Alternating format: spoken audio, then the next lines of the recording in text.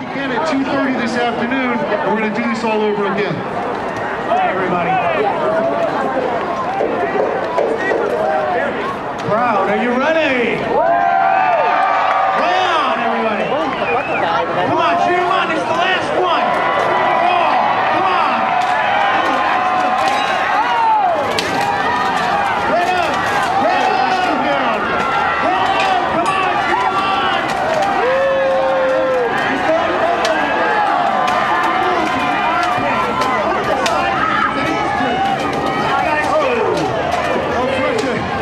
Is it down to 3-on-1? It looks like the Gladiators take the final point. We're going to give our fighters a rest. Give them a level. Everybody here a loud round of applause. Big thanks to Mike Burkhardt, who's really carried this show.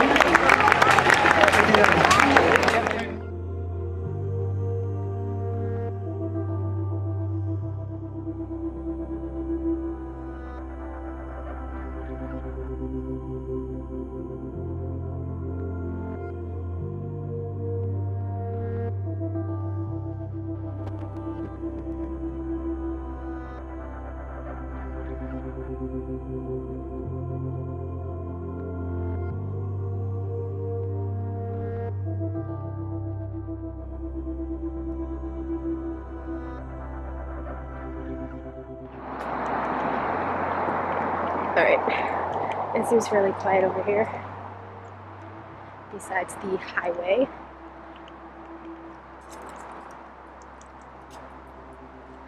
I am actually walking towards the little archway that, if you've seen any of my art estates, you would know about it. I went here with my friend John and we kind of sketched, so I think I'm gonna go that way and maybe find a nice quiet spot to kind of set this down and talk to you. But basically I'm here at the Cloisters, or Fort Tryon Park. Cloisters is actually the museum, but the park is Fort Tryon Park.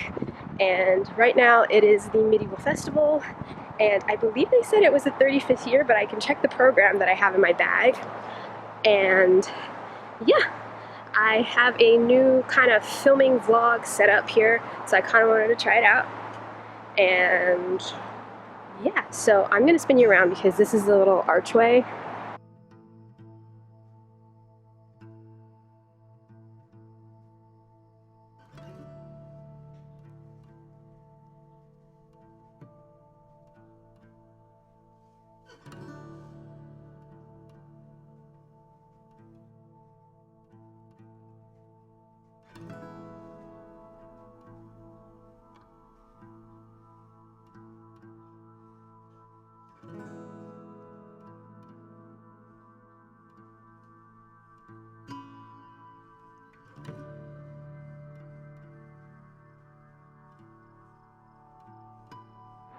So I'm back. I found a sort of quiet spot in the park. I actually ended up walking a circle and just came back to the archway. Even though I have the highway noise, you know, that ambient city noise, this was the only place in the park that I found that wasn't preoccupied with too many people. There was just a lot of people everywhere, and you know, I'm gonna be talking, so there's a lot of people relaxing, and I didn't want to disturb them. And so I came back here. Usually there's not that many people here. There are people walking back and forth, but other than that, there's nobody like sitting here and relaxing. So hopefully I'm not disturbing anybody by being here. But yeah, that's like the only downside to living in that's one of the downsides to living in New York City, is that you can't really ever find a quiet place with like nobody around. There's always going to be people, there's always going to be noise, just like no matter where you are, like even in your own home, it's always going to be noise. in your own home, even if you're going to be by yourself. But anyway, so like I was saying before, I am here at Fort Tryon Park, and it is the Medieval Festival. It's actually the 35th year. I was watching a show and the guy was like, it's the 35th year. So it's the 35th year of the festival, which is insane. But yeah, so I've been coming to this festival since age of 5, I think. I think I was about 5 years old, and it was something that I always did with my dad.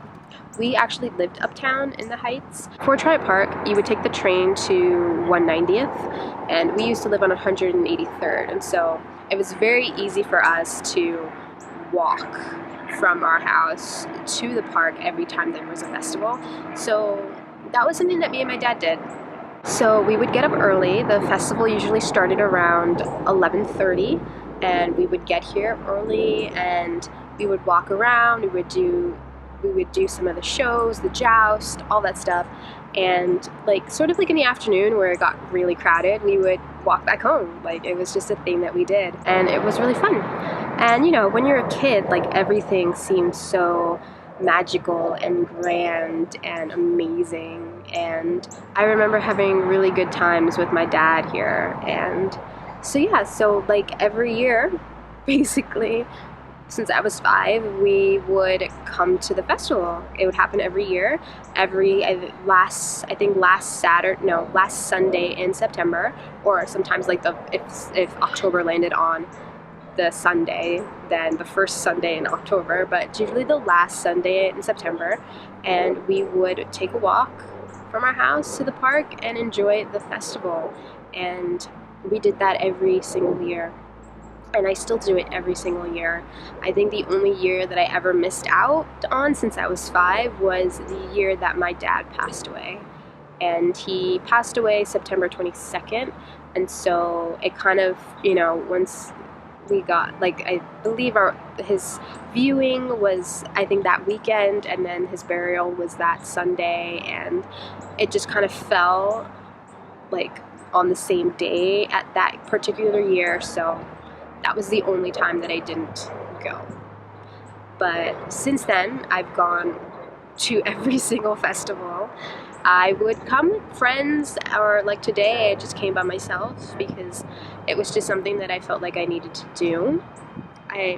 And that's sort of kind of what I want to talk about right now, is like these traditions. So this is definitely a tradition. It's kind of like how people celebrate the holidays. Those are traditions that have been handed down generations, obviously, but I mean, those are more like broad traditions, or like you celebrating your birthday is a kind of a tradition. I don't celebrate birthdays, I don't celebrate holidays, I've never have, so they're not really traditions for me. But coming to the festival was something that I did every year with my dad, and that was the tradition, you know, that was the thing that we did. We would come, we would walk around, we would see a joust, or like one of the combat shows, or the guy with the falcons and the owls, and then we would kind of look at all the shops.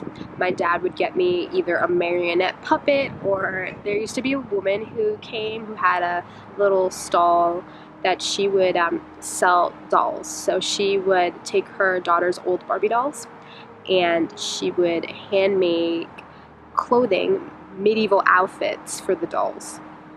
And so she would make these beautiful dresses and these headgear, like the crowns and all this stuff, and dress up these dolls, and they were sort of one of a kind Barbies, and he would always get me one. So I have one from like every year when I was little and like into dolls, and I still have them because they're just those things from like your childhood that I don't think you can part with, and I don't think I would ever part with those. Those are beautiful. The dresses are handmade and gorgeous, and maybe when I get home I can show you them, but like they're beautiful, and it's like, it's also a nice memory, you know, of having that. That was something that my dad got me every time we came to this festival. So yeah, I decided to come today, even though my friend was supposed to like message me. He kind of lives like walking distance away, but I think he's still sleeping. But yeah, I don't mind coming for myself. It's something to do, something to get me out of the house, and today is a gorgeous day, and because of that, I decided to bring you along with me today. And just to, I guess, share this part of my story with you. And I think I've mentioned it many times before on my channel that I've been wanting to vlog, like keep vlogs, and I never do. I make 1 or 2 vlogs and that's about it, but I think it's more of a use, like being comfortable, like it's a comfort factor that I'm just not entirely comfortable with talking to a camera in public, you know, because people kind of watch you and they kind of look at you and like wonder what you're doing. But that's just something that I would have to get used to the more that I do it. I guess the more, you know, because the more that you do something, the more you get comfortable at doing that thing. And so it's just one of those comfort things. I will just have to get comfortable, carry around my camera and the microphone that's on top of it and the little monopod and just kind of walking around and just talking to myself. But yeah, so I just kind of wanted to take you on this day with me. And just kind of talk about traditions and why we keep them. Like, I still don't know why I keep this tradition. My dad is no longer here, so it's not like I have to continue doing this. This was a day that we spent together.